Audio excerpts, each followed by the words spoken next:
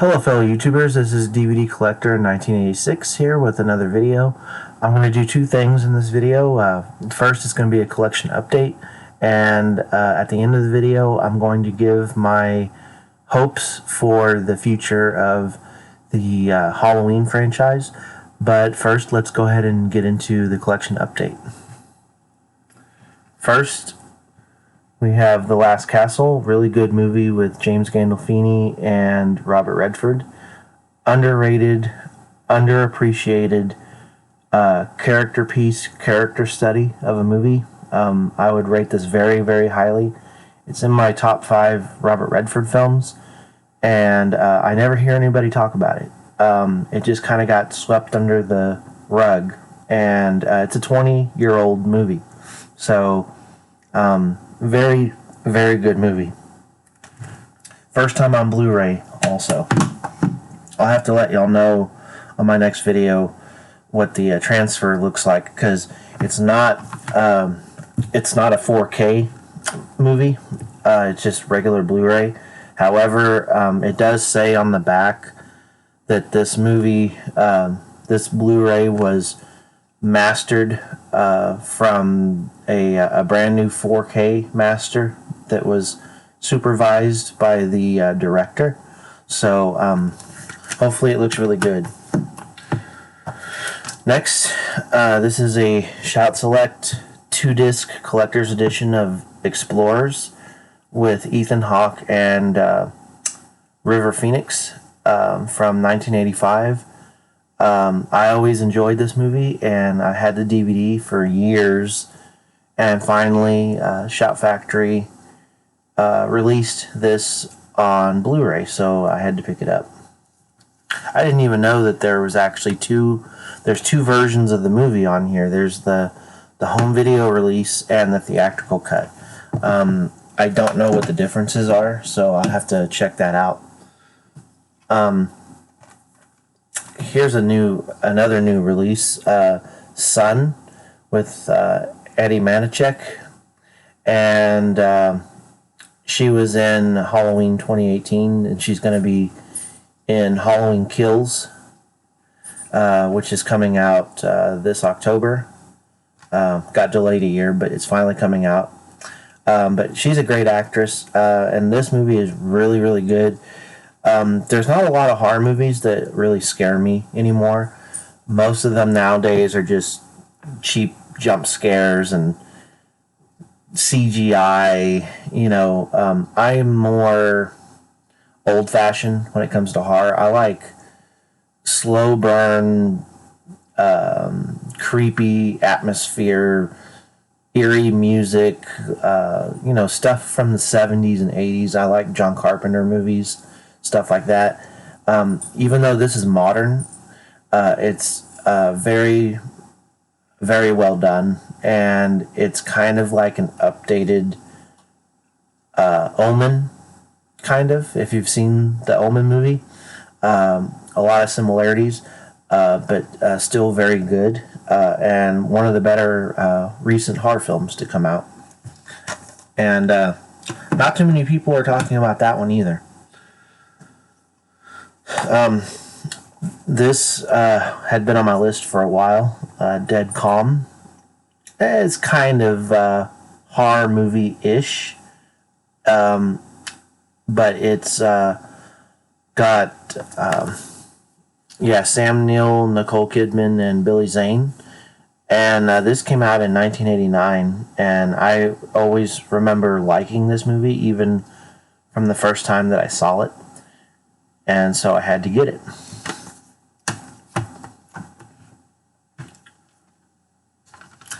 Freaky with Vince Vaughn. And what's the other actress's name? Catherine Newton. It's basically like Freaky Friday, but it's a horror movie version of that. There's this girl who she ends up swapping bodies with this killer, and it's a horror movie They pay a lot of homage to like Friday the 13th and all that, but it also has comedy in it. It's a horror comedy, and I really enjoyed this actually quite a bit. Really good movie, and like I said, pretty good mix of horror and comedy.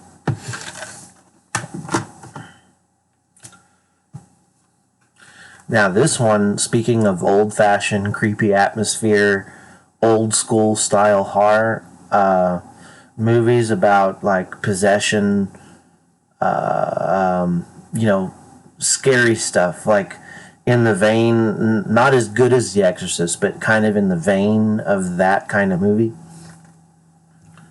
The Dark and the Wicked. If all of you out there watching this video want to be like scared, this is probably one of the scariest movies to come out in recent years. Just be aware it is a slow burn, but it is such a good horror movie, and there are some truly spine tingling moments in the movie that will like really freak you out. And again, like I said, it's very much in the vein of The Exorcist. Highly, highly recommend this. I don't want to really say what it's about because I don't want to ruin it for those who have not seen it. Just know that this is a good movie. Definitely, if you're into horror movies, especially possession type movies, things of that nature, you definitely need to check this out.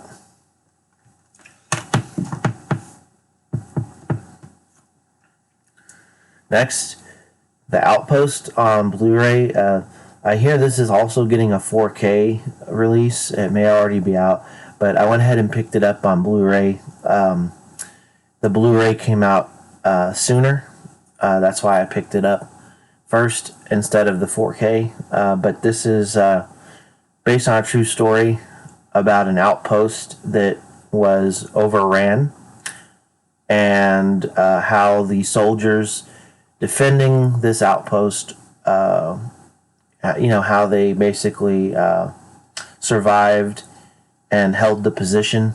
It had some sad moments in it, like any war film, but this was very well done. The special effects were great. There's a lot of practical effects, and I like a really good war film. I own quite a lot of war films, actually, so this was right up my alley.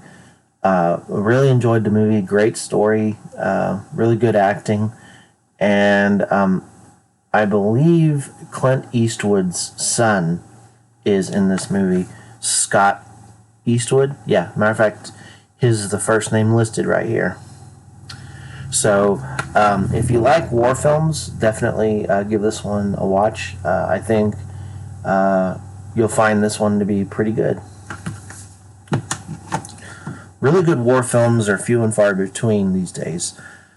Saving Private Ryan is the granddaddy of all modern realistic war films, but this is one of the good ones, right up there with that movie and others. So, but like I said, the only war films I watch are like war films that came out after 1998, because that's when they really started to get realistic. And so yeah, but I highly recommend that movie. Next, Psycho Gorman. I heard some other YouTubers talking about this movie. They gave it a really good rating. Really bizarre movie about an intergalactic alien. I don't know what he is. This movie is very hard to describe. He kind of reminded me of Ivan Ooze from the 1990s Power Rangers movie, but just This movie is very hard to describe. You'll have to watch this to really matter of fact, you'll probably have to watch it a couple of times to really get what the movie's about. But it's funny, it's bizarre, it's weird, it's sci-fi, and some of the effects are kind of like the costumes are kind of weird. They look almost cheap, but it's not because they're actually cheap. It's done for the overall feel of the movie. The costumes kind of reminded me of the costumes from The Never Ending Story, if you've ever seen that. It's just a funky, weird sci-fi horror comedy mix of stuff. Again, you'll have to watch this movie to really understand it, and you'll probably have to watch it several times. But for as weird as this movie is, I really enjoyed it, so I'm glad that I have it in the collection. Next, we got a few DVDs here. Overboard with Goldie Hawn and Kurt Russell. Classic movie there. A DVD double feature of Black Sheep and Tommy Boy. Always liked those movies. I'm a big fan of Kane Hodder, so BTK, starring Kane Hodder, obviously. Kane Hodder's scary in this movie. Speaking of, I mentioned Freaky Friday earlier. This is the original Freaky Friday from 1976, starring Barbara Harris and Jodie Foster. This is a really funny movie, and it also stars John Astin from he's the original Gomez from the Addams Family TV series, and I really enjoyed this movie. I thought it was hilarious. We have the Best of Crank Yankers. This was a Comedy Central show where they get comedians to do like these prank calls, and then they record them, and then they reenact the phone calls with puppets. And it's like a I don't know, it almost reminds me of like Sesame Street, but it's definitely not it's definitely not for kids. Let's put it that way. An Arrow release of Elvira. I think this came out in 1988. But this is a special edition that's packed with special features. I mean, there's a ton. But like I said, this is an Arrow release. I like Arrow quite a bit. And lastly, I did get one Criterion, and that is the Criterion release of Fast Times at Ridgemont High. That's it for the collection update. What I wanted to mention here at the end is my hopes for the future of the Halloween franchise. I know they're doing the Halloween movie that comes out this year, and then they're doing one more called Halloween Ends, so it's going to end up being a trilogy. And I'm hoping very much so that once this trilogy is over with and done and has come and gone and comes to Blu-ray and 4K, and then everyone has those 3 movies from this new trilogy sitting on their movie shelf and the hype dies down, I really miss the character of Dr. Loomis in these movies, and I think true, like the casual fans could care less. Like they're just like, yeah, you know, it's just Halloween. But to the diehard fans like me, and a lot of other people, Dr. Loomis, Donald Pleasance, his character's presence in these movies is the one thing that's been missing for the last, let's see, he passed away in 95, so that would be 26 years ago now. And for the last 26 years, these movies have never been the same. I just want to say real quick, as far as I'm concerned, this franchise ends at part 6, but I want someone to reboot the franchise, start all over, change a few things if you want, make it a little different than the original, but recast Loomis. Obviously, Donald Pleasance can't do it anymore, but I'm sure that there's several actors out there that could fit the bill to fill his shoes. Someone that's like middle-aged so that they could at least carry the franchise for 10 years or so, and do multiple sequels, kind of like Donald Pleasance did in the past. He is the most missed character from this franchise, and if you don't understand that, then you're not a true Halloween fan. And I've heard people say, again, I'm not going to name names, but I've heard people on YouTube, some of them say that character was only meant to be played by Donald Pleasance. No one else will ever be able to play that character or fill his shoes. They're unworthy, yada, yada, yada. Well, think about it like this. If just because Donald Pleasance passed away, if that means that no one will ever play his character again and that his character is essentially going to be erased from the franchise just because people don't want to see someone else other than Donald Pleasance play Loomis because he may not be worthy, then that's the same as saying, imagine you're a Superman fan, and obviously most diehard Superman fans, they look at, you know, Christopher Reeve, he was great as Superman, he was.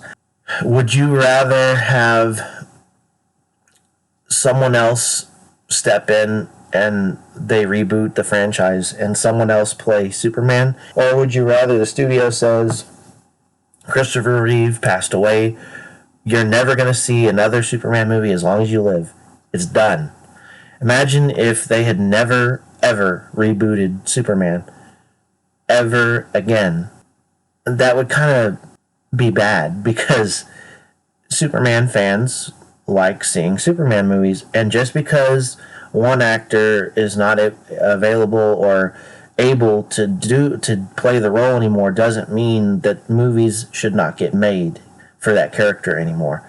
And that's why I think it's unfair that after Donald Pleasance passed away, that his character essentially got erased from the franchise. I mean, you can still go back and watch the earlier movies with him in them, but as far as the future of the franchise, you know, in this day and age of reboots and reimaginings, if Michael Myers as a character can get reimagined in a reboot, then so can Dr. Loomis. I want to see a reboot of Halloween with a new Michael Myers and a new Dr. Loomis. I also think that if Donald Pleasance was here right now, in retrospect, he would not want his character to just disappear from the series because he can't do it anymore. He would want this character to go on. He loved playing this character. That's what I want in future Halloween movies. I want a fresh reboot after this new trilogy is over with, and I want Dr. Loomis back. That will do it for this video. I hope you guys enjoyed it. Thank you for watching, and I will catch you guys on the next video. Thanks.